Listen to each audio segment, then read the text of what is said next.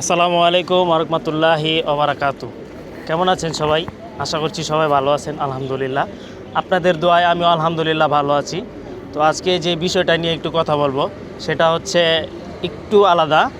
বিষয়টা হচ্ছে আপনারা অনেকেই জানেন যে মাসুম ভাইয়ের সাথে আমার প্রায় দেড় যুগ নিয়ে একটা সম্পর্ক ছিল। তো এখন মাসুম ভাই অনেক আগ থেকে একটু নির্বাচনের বিষয়ে একটু আলোচনা করতো যে আমি নির্বাচন করব, তো কখনো সেটা হয়ে ওঠেনি। এবারকার উনি আল্লাহর রহমতে এই ২ নং ওয়ার্ড নির্বাচনে অংশগ্রহণ করেছেন। তো সবাই ওনার জন্য দোয়া করবেন। আমি ওনার ছোট ভাই হয়ে আপনাদের সবার কাছে আহ্বান করছি, আগামী এই ২ নং ওয়ার্ড নির্বাচনে ইনশাআল্লাহ ওনাকে জয়ী হিসেবে দেখতে চাই।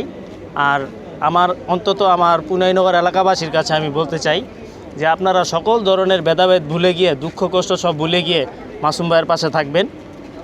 মাসুম ভাইয়ের পাশে থেকে মানুষকে মানুষকে মানুষকে সাহায্য করতে বা সহযোগিতা করার আহ্বান করবেন।